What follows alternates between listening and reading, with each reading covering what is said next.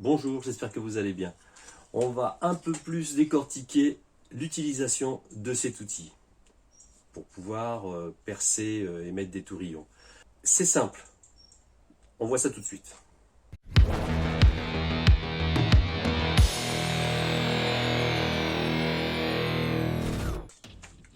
Alors, de ce côté-là, c'est pour faire les champs. Vous avez ici l'utilisation de l'inclinaison, c'est-à-dire, suivant le forêt que vous allez utiliser, vous pouvez le mettre ou comme ça, ou comme ça, ou comme ça, ou comme ça. Enfin, il y a 3 façons d'utiliser pour le champ. Donc ce côté-là sert à se caler sur le champ. Tout simplement.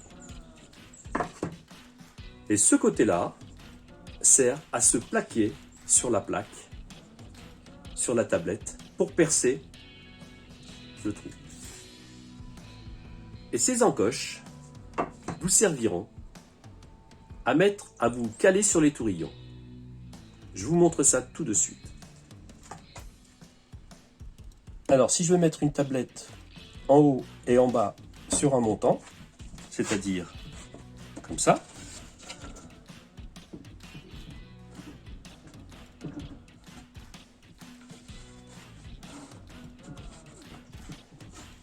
je me mets sur la tablette que je dois percer et je me règle avec le forêt adapté. Et cette encoche vous servira à vous caler sur le tourillon déjà installé.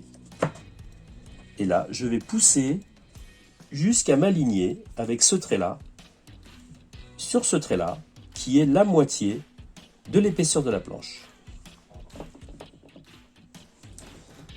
Cette molette vous sert à vous caler sur le bord de la planche pour pouvoir être aligné. Donc je suis en train de me régler de l'autre côté, on ne voit pas trop de ce côté-là. Je règle aussi l'équirage.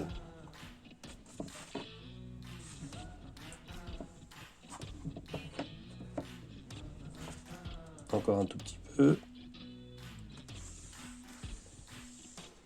De l'autre côté, je vérifie si ma planche est droite. Elle n'est pas droite, mais c'est pas grave. Je sais que je suis au milieu. Donc, le petit repère, l'encoche correspondant au perçage, à cheval sur le tourillon, et le petit trait ici, je suis à la moitié de l'épaisseur de la planche. Et là, je peux faire mes trous. On prend le forêt que j'ai déjà réglé pour la profondeur, comme je vous l'avais déjà expliqué dans une vidéo précédente. Rajouter 2,5 cm au perçage. On essaye.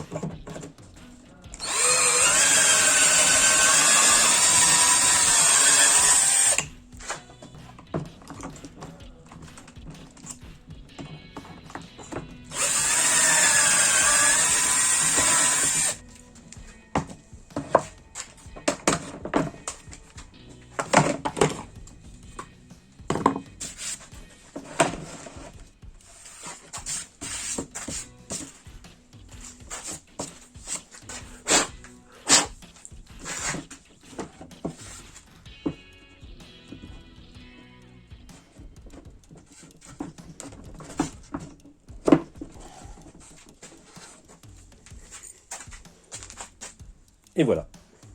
Pour les étagères, c'est totalement différent. On retire cette cale. Donc on dévisse et on retire cette cale pour pouvoir être à plat sur la tablette. Et c'est pareil, on utilise l'encoche correspondant au diamètre pour se caler. Au préalable, j'ai tracé le centre de la tablette, ici, et on va utiliser ce petit repère pour se mettre sur le centre.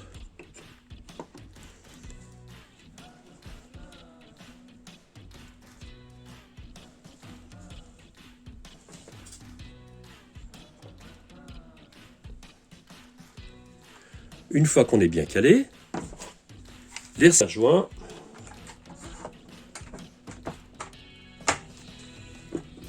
très important parce que si on bouge, c'est fini. Il n'y a plus qu'à recommencer.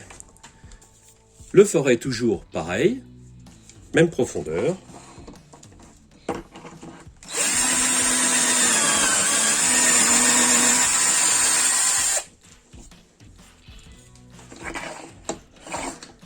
Là, le serre-joint me gêne.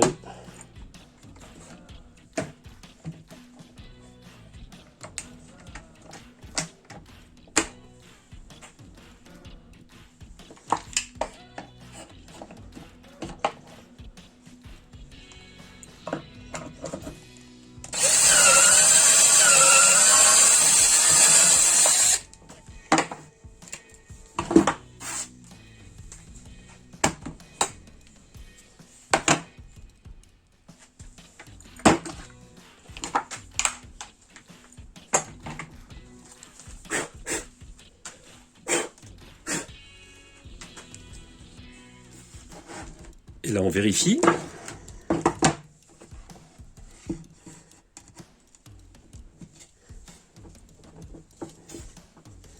Voilà. Et on fait la même chose pour le côté droit et pour les autres tablettes.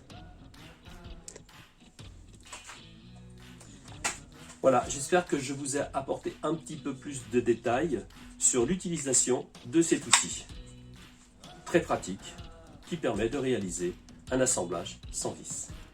Si cette vidéo vous a plu, n'hésitez pas à liker, comme d'habitude, et de vous abonner et de cliquer sur la petite cloche. Je vous dis à bientôt, salut!